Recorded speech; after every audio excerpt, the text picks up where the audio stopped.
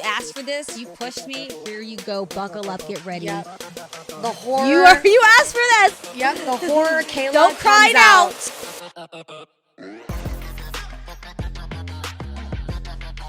Welcome back, everybody, to Milk and Honey. We always introduce ourselves. We'll do it again in case you've forgotten. I'm Kayla Becker.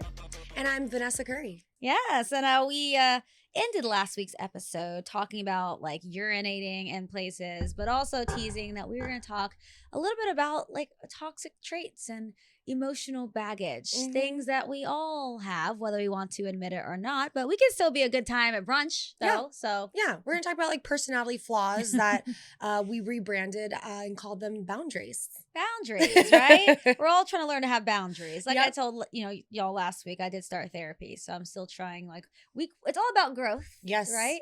And acknowledging what might be wrong with us. I don't think that's like the phrase that Alejandro likes me to use. There's nothing wrong with us. There's just room to grow. Exactly. So absolutely. We're gonna ask each other some questions. This is almost like we're letting you kind of inside of like the living room right now of a Vanessa and Kayla conversation that we normally would have after 3 glasses of wine, but right now she's drinking a latte. Yep. So when we ask these questions to ourselves, maybe turn to your friend or your family member, your dog, and ask them the same question. Mm-hmm. So I love that. Right? So I think we're just gonna get right into it. We're gonna talk about some toxic traits. Okay. Yep. So what's a toxic trait that you're fully aware of and absolutely not working on? Okay, so I guess I'm trying to work on it, so I don't know, but I have trouble just saying yes to everything. And it's not because I have FOMO. Yeah. It's just I genuinely want to say yes, and I want to have all the energy in the world to go do something. And even if for some reason it like doesn't, sometimes even if it doesn't feel right, I know I should be saying no, but I still say yes. Yeah. And I really do want to try and work on that. But she's not going to, and that's okay. I just like being with my people. I know. I struggle with that too. I'm like, there's some days it's like you don't need to go out for everything. We're trying to save money in this economy. Going out and getting a vodka soda in West Hollywood is $18. And it's like we're trying to build a future. Well, here's the thing. It's like we're just going to start bringing our own flasks to the restaurant. We used to do that growing up. I don't know why we're not doing it now. Right. I'm like, bring back flasks. Exactly. I agree. They have so many different they have types. bras. You can fill up your bra with liquid. They have tampons, like fake tampons that you can put shots in the tampons. Really? I swear. Not like had growing them. up, like before you could drink, when you'd actually like drench a tampon in vodka and then you'd insert it, because you'd like insert in your butt though, I think. Oh my god! Because I never did this. I heard this, and I might be. I was like, wait, did you try this? No, but I might be telling it wrong because I don't know which way up the front would hurt, but it gets into your system quicker, so then you get drunker faster. And so kids used to do this at parties. I have never tampon up the heard butt. of that. Kids, do not try this at home, but if you do, please let us know how it goes. I'm really curious. Okay, one of my toxic traits that I am fully aware of and that my friends make me more aware of, but I'm absolutely not working on, is my lack of and my disgust of like raw emotions. Like I know I'm very emotionally immature, so I dare anybody to try to do something about it. I'm talking to you, Alejandro. Okay? I don't like emotions, but I'm reading a book right now called Adult Children of Immature Parents or something. Wow, I love that you remembered that title. I may have butchered it, but it's basically like telling me like why I'm like that. And maybe mom and dad, maybe we should sit down and talk. Okay. Anyway, speaking of that, what's a toxic trait you inherited from your family, but now you wear like a personality necklace?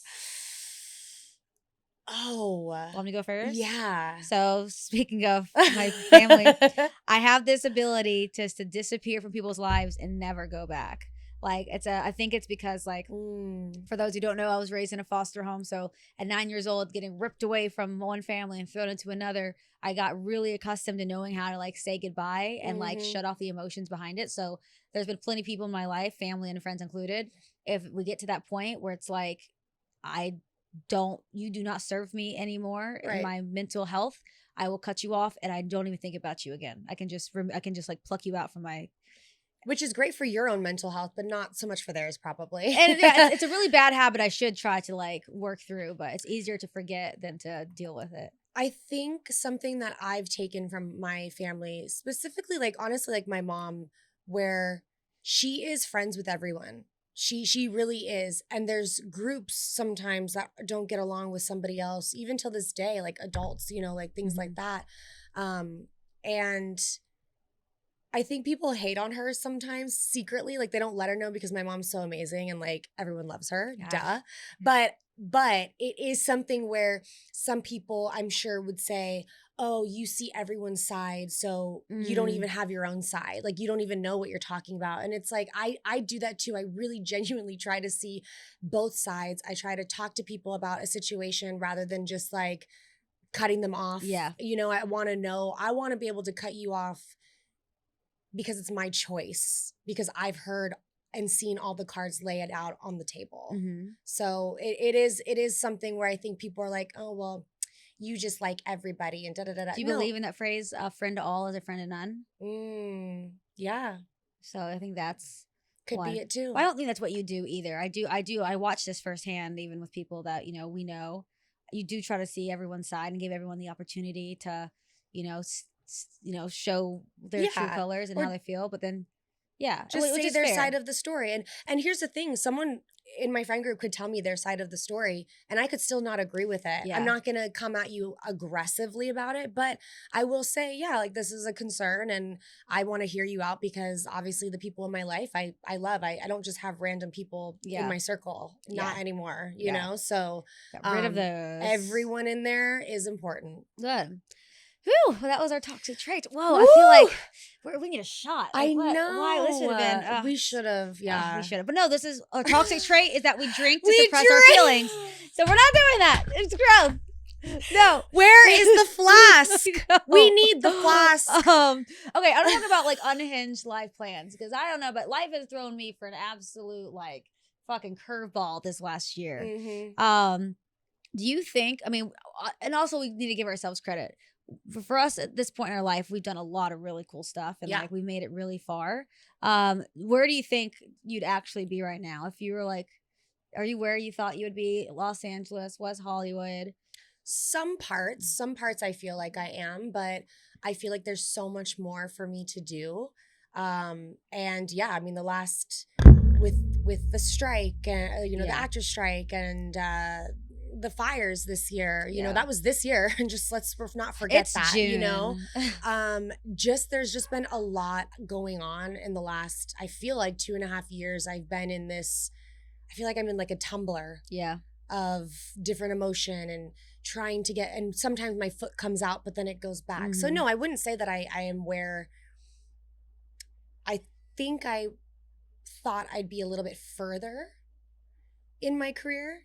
Not to take anything away from my career. I've had an amazing career. I've been on billboards. I've been on TV. I've been on movies. I've been on sets that have changed my life, but not to say that those lulls can't happen and you start to revert back to that person where you're like, am I supposed to be doing this? That imposter syndrome kicks in real quick. What about taking out the career even? Like thinking about like growing up. For me, growing up in a small town where like people graduated high school at 18, got married, popped out 2 kids, working at whatever, like I think that's something what's interesting because I think when I was younger, I thought for sure by the age, I'm 34 now. I would never have said that at 34, I would not be married. I would not own a house and I would still be out until 2 a.m. at the bar on a weekend. Right. Like that's what's kind of crazy to think. I mean, and life is just different now than it was back then. It's a different time. It's a different reality than small town Alabama to Los Angeles, California. But that's something I think 9-year-old Kayla would have been like, yo, what? Yes. Yes. You ain't married yet, bitch. Right. No, I definitely think 13-year-old me is literally saying how freaking cool I am because I do, like, I love who I am. I love who I am still becoming. But it's hard. It's a challenge, but I do think that the 13-year-old me who tried to lie about things, I was never a good liar. Okay. I had to learn that at somewhat of a teenager life moment that like, just you're not a good liar. Like I'm not. So when I learned how to not do that and just tell the truth, because sometimes speaking the truth to people is a lot harder than telling a lie, but then the lies start to add up. And start forgetting the lies, and they all get mixed up in each other. I know I'm not a bad liar too. I'm not like, you put me on a lie detector. Some people can like trick a lie detector, and I've seen that. Like that's a terrifying. I don't think I'd want that person in my friend group who can trick a lie detector. No. Yeah, I have like probably so many tells. Yeah, and I've gotten really good at being able to have those hard conversations, even if they're uncomfortable. Yeah. But coming at it to a place with grace and compassion, I try. Don't get me wrong. Once I pop off, it's hard to go back in, but it takes a lot for me to pop off. Same. Yeah, when it happens, it's funny. I was like arguing with an ex, and they're way more of a communicator than I am. Mm-hmm. And so I'll listen. I'll sit there and listen. And I'm sorry. You're really good at that. I'll sit there. And then you keep going. You keep poking the bear. I remember one time I didn't even have words. I went from being quiet to like, ah! Like I just yelled. I was like, it just popped off. And then it was like, devil, like you asked for this. You pushed me. Here you go. Buckle up. Get ready. Yep. The horror. You asked for this. Yep. The horror, Kayla. Don't cry now. Yep. And just to be clear, she's saying horror, not horror, Kayla. Yes. That's a horror, different time. That's a. I'll put that number on the screen if you're looking for her. Okay. 1-800. 1-800. You finish the rest. So we were talking about this earlier about it is funny how life, it's what's their saying? Tell God your plans and he'll laugh, whatever. Like nothing ever turns out the way that you think. Yep. But it's almost like life is such a choose your own adventure. Like if you take this path, this could be how it ends, and vice versa. Like one different choice in what you made can completely change the trajectory of your life. Like one for me, I was engaged like 10 years ago, and it's so fun. I mean, great guy, and he's happily married with a child now. So happy for him.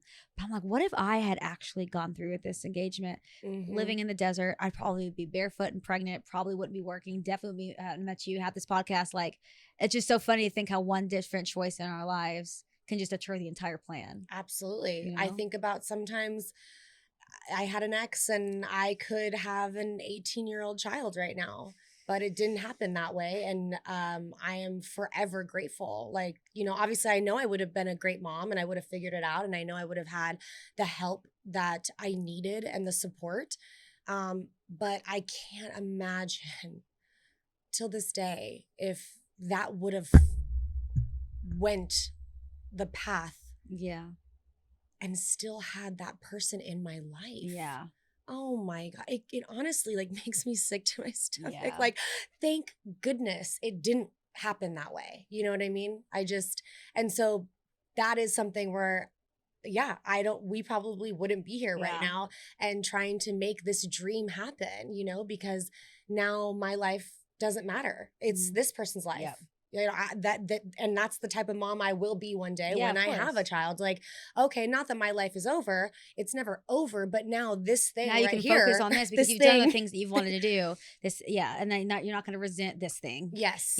Yes, absolutely. So. And I still love being able to go out on a Wednesday, with Kayla or somebody else, and we get home at 2 a.m. and it's a Wednesday. I know. And we're just like, but we can. Like, we don't have to worry about like any, thing to go home and take care of, and that's needing you. Of course. We can just kind of, and it's like we are choosing to be selfish at this point of our lives because we can, and we did make that decision, which I think is, me growing up with a mom who still wanted to do what we're doing, but also had kids at home, and so that affected me very, deeply. Right. And that was a very selfish thing on her part to do, which I think we're just doing things Romeo and Michelle don't get mad at you when you come home. No, at my 2. cats love it because they know the second they get the house to themselves, and then I come home and they meow at me until the day I die. they are obsessed. They are the queens of the house. Okay, we're talking about my cats, by the way. Yes. Oh my God, we're not children or anything like that. When they're meowing at you at 2 a.m. No, the best part is I had the first time I met friends of mine, and we were in Palm Springs at a friend's house, and they kept saying, "Oh, we got to go back to the other house." They were staying at their brother's house, and they're like, "Oh, we got to go back to the other house and feed the baby." And I said, I'm sorry. You have a baby at the other house by itself? Just hanging out. Like, what? I keep saying it too, like by themselves. Like they are, at that point, they are they're it's. the thing, the it, the baby, the child. The baby, yes, the baby. They're not the it, sorry, the baby. We're talking about the baby. And I looked at my friend whose house we were at and I said, please tell me like they don't have an actual baby there. Like, is someone there watching the baby? And then I found out that it was their dog. Oh, okay. And I was like, oh, okay. Well, then never mind. Go feed your baby. Because people love calling their animals their babies. They are. I get it. They are. I get it.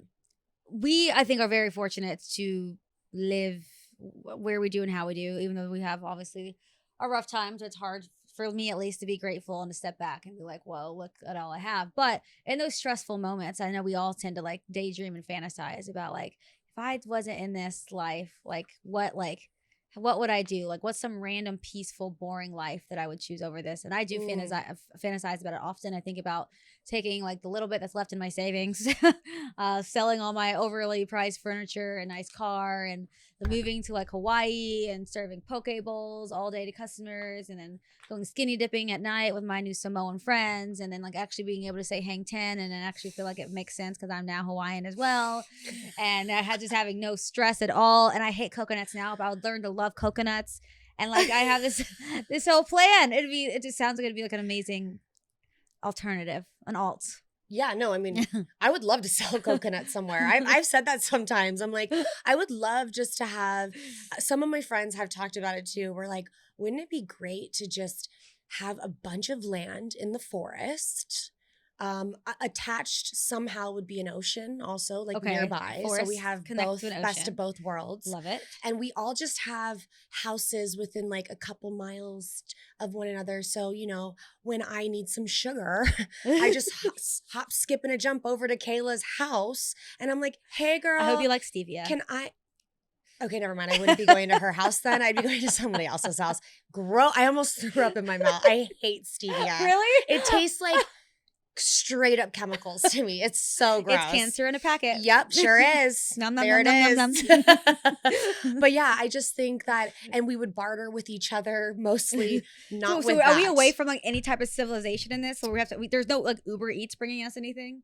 No, I want to be close enough to like get delivery. So then we don't have to barter with each other. Then we can just go buy things. It sounds like we're going back centuries where I'm like, hey, Vanessa, I just knit you a sweater. Now, can I please have some of your leather goods? Like you wake up and I'm just out there churning butter. Good morning, everyone. Good to see ya. We just got this is way back. Meanwhile, like, okay, also just hop on Uber Eats and just have it delivered over here. But for fun, we'll barter. For fun, yeah. But I do think about that sometimes. And like I said, yeah, I could sell like coconuts on the side, you know, and just pop that straw in, and I think I would be happy. Yeah, sometimes, yeah. So yeah, happiness. Happiness is just happy. It's just a feeling. Yeah, you know. It's funny. Last week we were talking about Jeff Bezos and Lauren Sanchez's wedding, $50 billion wedding in Venice, and like he's one of the most wealthy people in the world, and you know, you think does that level of wealth and power like bring you happiness, like?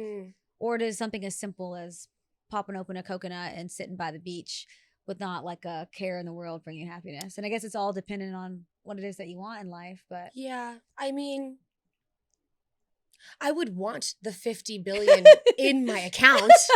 You want it there, although you may not use it. You'll live a very simple life, but the money is in there. Yeah, and then having that much money in my bank account and still popping open a coconut near the beach and maybe selling it on a little cart would be amazing. It's like anytime you watch those like Mission Impossible movies or even like John Wick, where you know they're getting paid these absurd contracts to do these like jobs, but they all live so like modestly, like in a Winnebago or something. It's like they have millions of dollars, but they're living so simply. They're not doing it for the money. They're just doing it because it makes them feel good to save the world. Bullshit. Right. No. You're doing it because you can, which is awesome, but you're doing it because you got the money and you can just like chill. Yeah, you know, for sure. That's what I want. I just want, like, give me all the money. She just wants $50 billion in her account. Yeah. so that I can just chill and do milk and honeys. That's it. Imagine the studio we would have. Well, that leads us to this next thing we want to talk about. Are we the problem? Clearly, we already know the answer to that question. So everyone, we love this whole phrase, what are your red flags? Everyone looking at your red flags. And it's still sometimes hard to like internalize the thought that I have red flags, working on that. But is there like a personal red flag that you've completely made peace with that you don't plan on changing? Like mine is, I have this thing. If I'm on my phone, I could be on my phone like this and it starts ringing. It could be a very close personal friend. It could be Vanessa. But I will stare at it until it stops ringing with anxiety. And then I will get so mad at the person who called me for making me feel so anxious. If you do not text me first to ask me if you can call me, I cannot handle it. So that is a red flag that I have. I answer your calls most of the time. You do. But yeah, I feel that red flag though. Like when someone calls you and you don't know why they're calling you, it makes me scared. Because it's just like when someone knocks on my door. Yeah. Who knocks on, like, I don't have anyone coming. Like, no one should be coming over unless I know you're coming over. Who calls somebody else's cell phone? Oh man. Who does that? I think something for me, a red flag, it also has to do with the phone though, is when someone texts me saying, are you free tomorrow night? But with no context. I hate that. You have to, because I might want to turn it down if it's not something I want to do. Right. And that's okay. Like say, I'm going scuba diving tomorrow. Do you want to come with me? Say it in the initial text. Say it in the text. Otherwise, it's like entrapment almost. Yeah. Because then it's like, okay, well, I don't know. What am I doing? Like, what are you asking me to do? I don't know if I want to do this. If I'm like, no, I'm free. And they're like, well, do you want to go pick up trash on the side of the road? I'm like, well, how do I get out of this now? Because I just said I was free. No, you would do that though. You know, it's funny. It's for the environment. I've never actually talked about this out loud. Ooh, I'm excited. No, it's a trauma.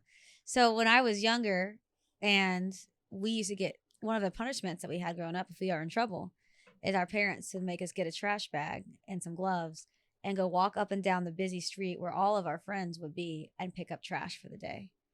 This wasn't community service. That was, I actually love that. Picking up trash. So our friends were watching us pick up trash. Yeah. That's how people got punished back in 2000. At least they didn't make you put on an orange jumpsuit. I'm trying to remember. We may have worn an orange vest or something. Reflectors just to make sure you guys don't get hit by a car. But go pick up that trash. As a punishment. Oh my God. Okay, what's a red flag that you used to beat yourself up about that you've reframed as survival? I think I mentioned it earlier, cutting people off quickly, because I think that is a survival tactic. And I think some people just need to be cut off. I think having people who don't deserve to have access to the inner parts of your life, but and continue to take you for granted and take advantage of you. I think it's time to little snip. Like, you don't deserve to be here. Man, I feel like we have a lot of the same answers for this one, but it is true. It's hard to be okay with letting relationships go. Yeah. But I will say, there's been a few in my life, not too many, to be honest, in a negative light. Sometimes relationships, you just drift apart, and that's okay. Like people, have kids, and then now they're friends with their kids' parents, or their kids' friends' parents. Yeah. And your life just kind of is in a different direction. That doesn't mean that we don't like each other. Yeah. It just happens. But there are moments in life too, where like you realize, okay, these people are not actually for me. And that's okay too. It is okay. And it's hard to be okay with that outcome. Yeah. A lot of the times. It is. But as we get older, you realize how important your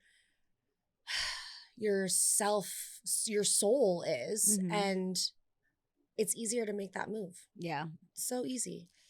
It's easy, but it also is, it's like you said, I guess it depends on the circumstances surrounding it. Like you said, as we get older and our lives change, we drift apart. Like sometimes I think, I'm like, oh shit, I haven't like reached out to so-and-so in like months. And like I had a girlfriend, she was my college roommate, and we stayed friends over the years. She just had a baby, and I'm like, oh, I feel so bad I'm not there. But it's just how life kind of works. But then you can pick up where you left off. But then we both have experienced something that I know we're going to dive into for a little bit. is like when there's a real friendship breakup, which can like hurt more than a romantic breakup, you know? Because I feel Yes. like for me, I've allowed certain friends to get like so close to me that I haven't let a romantic partner get to me. Mhm. And that when that level of trust and like safety is like broken by someone like that, it is like it's like you're grieving a death, Yeah. honestly. Yeah. Which I know. It's very and sometimes when it happens, it's so abrasive. Mhm. When I'm in it, I don't really realize what's going on until now. Like, I look back on it, I'm like, oh, that moment. I'll never forget being at a bachelorette party that I probably shouldn't have been at. And I felt like I was being bullied by like mean girls, but this Mm, mean girl who was the head of it was my friend. And yeah. so it was such a weird situation because we're celebrating this person who is, going through a beautiful moment in their life. And I'm sitting here feeling like I have to stand up for myself and stick up for myself when I shouldn't be. We should all just be Mhm. partying and having a good Yeah. time together. And that was the last time that person and I were in the same room together. Mm. It just was a moment where it was a realization we are not the same, which I don't have to be the same. Like, we're not the same. Mhm. There's a lot of similarities to us, but everyone's different. Everyone is their own entity. Everyone is their own body, mind, soul. And so I understand that. But it was one of those moments where I really did think that this person was going to be a very good friend of mine for Mhm. a long time. And it turned out it wasn't. And so that was really difficult. Yeah, I felt like I was going through a breakup. Yeah. Um, it was also kind of during like COVID. So, the people you surrounded Yeah, yourself that was with like during COVID became real tight. mhm. And when you realize that it could be gone in a second, it could be gone after one dinner Mhm. when shit hits the fan, it's. But you think a lot of times, like, especially with adult friendship breakups, it's funny, like, when we were, like, little kids and have friendship breakups. Cause even when I was, like, fifth grade or something, I was friends with these two girls. And it was always, if there's, with women, girls and women, if there's three, there's always a weird dynamic if there's three in a group because somebody always feels left out. Mm-hmm. And that's kind of how it was. And then they decided that I was the one they were going to kind of push out. They were mad at me one day because I borrowed my older sister's really like cute skinny jeans. And back then, like in fourth grade, you didn't wear skinny jeans. We all wore like baggy Gap jeans that Right. like didn't show off her figure. So I showed up wearing these like really like cute skinny jeans, and all the boys were paying attention to me, and they got really mad. And then convinced everyone in my class to not come to my birthday party, and convinced my little boyfriend to break up with me. It was like What? mean girl stuff. This was like fourth or fifth grade. That is So it's funny, I know, but like how crazy. that like kind of transfers over into like adulthood, like where it's maybe like it's like something like accumulation of like a ton of like a million cuts that eventually just completely just Mm-hmm. tears you apart. It's Mm-hmm. not just one thing, it's like over and over and Yeah. over again, like, oh, okay, this is And I think the reason why friendship breakups do hurt sometimes more than your actual relationship with a partner is because I think we're always aware that that could always be a possibility. mm-hmm. You want to meet somebody and you want the end game to be with them, Mm-hmm. but sometimes it could potentially not be. But with friends, you feel, oh, you meet this friend and we're gonna be like, Yeah. we're gonna be homies We're forever. gonna be on in the wheelchair at Yeah. the nursing home, and like there's no reason this should ever end. And then when you realize that that's not gonna happen, it's Yeah. a really deep cut and it Yeah. hurts and it's not fun. It's not fun. Mm-mm. My worst one was like only a few years ago. I feel like we were like best friends. It was me, her, and our someone I'm still really good friends with now. But it was one of those things like for years and years, it was just like we had these little fights, and it was like came down like a character thing. And I just feel like I didn't appreciate the character that she would show. And but I knew how much she loved me so much. Like she brought me around her family. Like I was like her sister. Like we fought. She would cry for days until I'd speak to her again. Because also, like I said earlier, I'll cut you off and just won't talk to you. Mm-hmm. And her boyfriend was calling me to talk to her. Like I knew how much she like loved me, but she just kept doing things that like hurt me to my core. And then I felt like her behavior would get awarded because I'd let her back. And it was almost like she knew she could get away with it. And there was one day It was probably like 3 years ago, 4 years, well, it was like one day she spoke to me in a disrespectful way again. And that was it. I just said, hey, I think it was like the day of her graduation party from her master's. So I was like part of this. Yeah, you were supposed to be there. And she had said something sideways to me. And I said, listen, I wish you the best. I hope you have a great party. This is the last day you're going to hear from me. This friendship is done. Yeah. And I don't think she believed me. And she like cried and did her dramatics. Like, did you cry? Like, did you mourn that or no?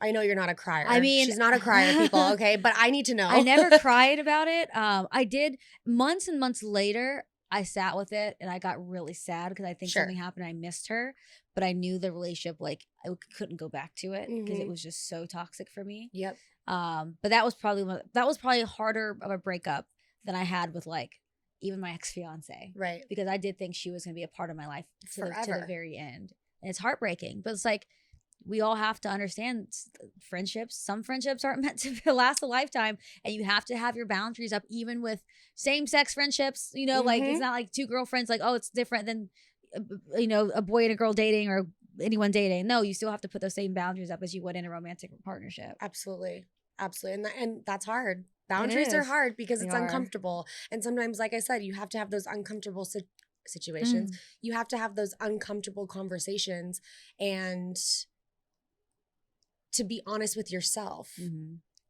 Am I enabling this person to just allowing them to come in and out of my life and make me feel this way? Okay, now I have to have this conversation that's not going to end well or feel good in the moment. But I do think when we realize those relationships, the best part is knowing that you did the right thing for yourself. Yeah. You know, whether or not, and sometimes, like we said, sometimes there isn't a bad fallout.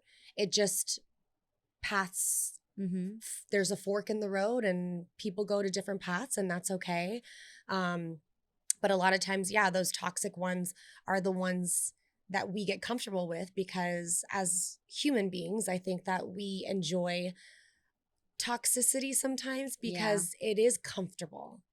When I started dating my boyfriend now, I'm like, oh, I was comfortable with toxic relationships and he's not giving me toxicity. So this is weird. Something's off with you. Yep. So then you start to, look for the issue. And then I start to realize, oh, I'm the one being toxic here.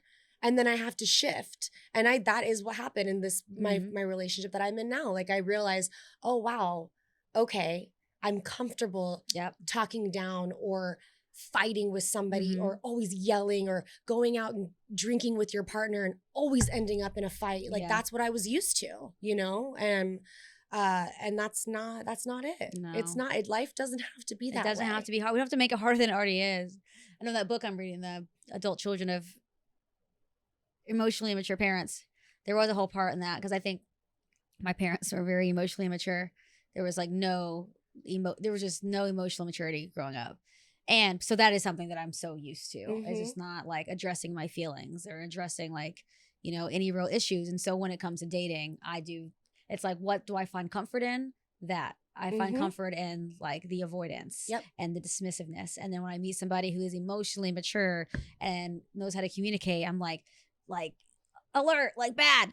Yes. Like there has to be something. Like, what is wrong with you? This is not feel. This is foreign. Like, there has to be something wrong with them. Yeah. But then you're like, oh no, there are actual, not normal, but people who want to not be toxic and they've learned how to not be toxic. Not everyone likes living in a toxic. Yeah, like I said, it's easier. It's a deflective way to live a life where you think you're protecting yourself, but you're really not. In order to grow and really have a relationship blossom, you do have to learn how to talk to somebody in a way that it's not always a pointing a finger, always a negative condensation. Like, you know what I mean? It can definitely be vulnerable and still have compassion for each other. And I'm working on that. I think I am constantly on the defense. Like, I feel like it's very easy for me to like try to have a conversation. And this is therapy helping me. We love you, Especially Alejandro. Alejandro. See? I hope he never finds this podcast. Oh my God. I'm telling you, he's going to fire block me. Oh, I need you, Alejandro. Oh my God. He's gonna tell BetterHelp, get her off of the site. She is not allowed. Like, better go get her some real help is what it is. But yeah, I'm definitely trying to learn how to do that. 'Cause I think that's where I am very toxic, is I can be very like, I have this, it's almost like this wall like goes in my, like I just shut off. And so like, yeah, again, I can be picked and prodded and like poked and whatever. Like, this is what you're doing wrong. This is what you're doing wrong. And you can only be told you're doing something wrong so many times and sit and take it before you just like snap. Especially because a lot of times if people are like telling that there's something wrong with you, you already know it. Like, I'm like, do you not know how often I wake up in the morning and say, I don't have affirmations. I'm like putting myself down in the morning as it is. I don't need somebody else like telling me these things. And so then I get defensive, then I shut down, and then I typically leave. And so it's like that's like reality. That is my toxic patterns that I'm trying to break. You know what you should do is the Post-it method. Have you ever heard of that? What, to write on a Post-it? Nice things? But then, no, I'm not doing that shit. Come on. That is, no. Next time I go to her house, do not bring Post-its into my apartment. She's bring Post-its. Next time I go to your house, I'm literally putting Post-its in the bathroom. Rights are revoked. And when we leave and she comes back, I guarantee it, you're going to be obsessed and you're going to start doing it all over. And the next time I come to her house, there's going to be Post-its all over the place. Can you just text me something? I don't need Post-its anywhere. Oh. So yeah, we are working on ourselves. I hope you guys are too. I thought this would be like a fun, just getting more vulnerable with our audience and people listening. I think anybody, if you're honest with yourself, probably have very similar answers to. For sure. It's going to be until the day we die that we're still trying to figure this thing out. This is like. Growth is a never ending roller coaster. That's how I feel. Like it's like some days we're good. Some days we take 3 steps back, and we have to be honest with ourselves and understand that we're human. We make mistakes. It's okay. Yeah. But let's lunge ourselves forward so that we are taking those steps forward, not backwards. Not backwards. But it's okay if we take those steps backwards. Like I said, we're human. We are a human design. No, it's not. Do not take any steps backwards. Don't. I'm kidding. We will judge you though. We will judge you so hard if you take a step backwards. Okay. I never take any backward steps except for every day. Relationships, it's a tricky network. It is. It is. It is. But I am grateful for you. I'm going to get sappy here. I'm grateful for you because you've really made me a little bit tougher. Oh no, I don't want to make No, not in a bad way. I am somebody who's always been softer, and I've always been, not always, but there's been moments in my life where I've been taken advantage of a lot.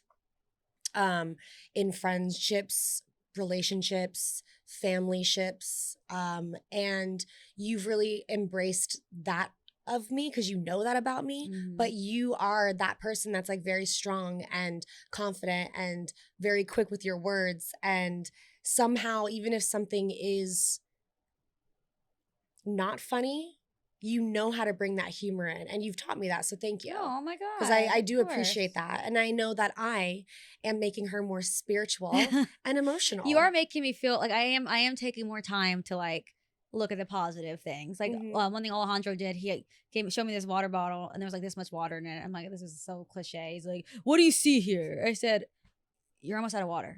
And he goes, but there's water in it, isn't there? Why can't you look at the positive? I was like, you're almost out of water, bro. You're going to be thirsty in about 2.2 seconds, okay? So you have also helped me try to see things in a more positive light and just be more grateful, because I feel like I spend way too much time thinking about what could be versus like what is now. That's so easy. And there's so much. Like I'm going to like be so upset at myself one day when I look back at this year and like didn't like use it the way that I should have, and waking up every day just being upset about what I'm not doing versus like what I am doing. Right. Like, why so I you do make me think about those things to be just more aware. Yeah, and just it's hard, and like this is so cliche also, but it is so important to wake up every day and one thing, even if it's, oh wow, I got to open my eyes today. Oh, that's a really beautiful thing. Oh, I have 2 legs that I get to like walk out of my bed and go use the bathroom in the morning. I have 2 hands to make my bed. You know, it's little things like that. And I'm saying, I'm preaching to the choir right here because I need that too. And sometimes it is scary to have to, you know, end one life like we were talking about for you too, and going into another venture. You're starting from the bottom. And we're learning, like even with Milk and Honeys, you know, I can't believe we're 10 episodes in. And that's a big accomplishment. And I'm so proud of ourselves. We've been so good about staying on top of each other, holding each other accountable, all the while having fun and being able to share that experience with our listeners, with you guys, because it's important. And what we want is to be able to just share that it's gonna be okay. And like I said, I'm telling that to myself. And everything is temporary. Yes. So that's another like realization. Even like the good moments. The good moments, us, we're all gonna die one day. Went straight to the morbid one. But like everything is temporary. Like, yeah. So that's a good way to look at it too. Wow. I'm went there. Gonna cancel therapy. I don't need it this week. After this, I feel like I'll send you an invoice. Don't worry. Send me an invoice. Yes. Well, anything else you want to get off your chest before we go? You know? No, I don't think so. Yeah. Just be kind. I knew she was gonna. She knew I was gonna say that. Just be kind. It's honestly, and also before we speak, let's maybe think like those 3 seconds. Okay, I'm not three cleansing breaths, but 3 seconds. Okay. Yeah. Think about it before we give the answer. I've been trying to work on that because yes, we want to be able to say what we want to say and not really like worry about what it's going to do to somebody else or affect somebody else. That's not our intention, right? But also, let's make it our intention not to try and hurt somebody when you want to tell them the truth. You know what I mean? Like there is a way to speak your mind, tell your truth, how you're feeling, even if it's negative, in a way that still, like we say, I feel like compassion is our word for the episode, for me at least. I just, with compassion and empathy. Yeah. And that's just, everyone's going through it. Regardless if we know that or not. It's a tough time, for everybody. Yeah. Everybody. I mean, I'm sure Bezos has plenty of issues of his own too. It doesn't matter if you're at the top of I'm sure he has more issues. I'm sure he has ton of issues. Way more issues than we do. More money, more problems. Yep. That's the saying. I know that's right. But anyway, thanks again for listening, watching. We hope this episode hit close to home. I'm sure it did. And remember, you're not toxic, okay? You're just a product of your environment. Possibly your astrological chart has something to do with it. #Gemini. We're excused for everything. Yeah. Subscribe. Make sure you guys go rate us too. Give us 5 stars. Maybe text that friend you've been low-key avoiding unless they're the problem. And in that case, it's protect let them go. Use Kayla's method and just cut that shit out. Cut it out. Wish them the best. Bye. Bye. Well, until next week. Until next week, and don't forget. Are you ready for this? Are you ready for this? I'm so ready for this. Okay. Oh my God. Remember. Yes. We are serving the tea with all the right ingredients. Gets more passionate every week. It does. I love it so much. Okay. Bye. Bye.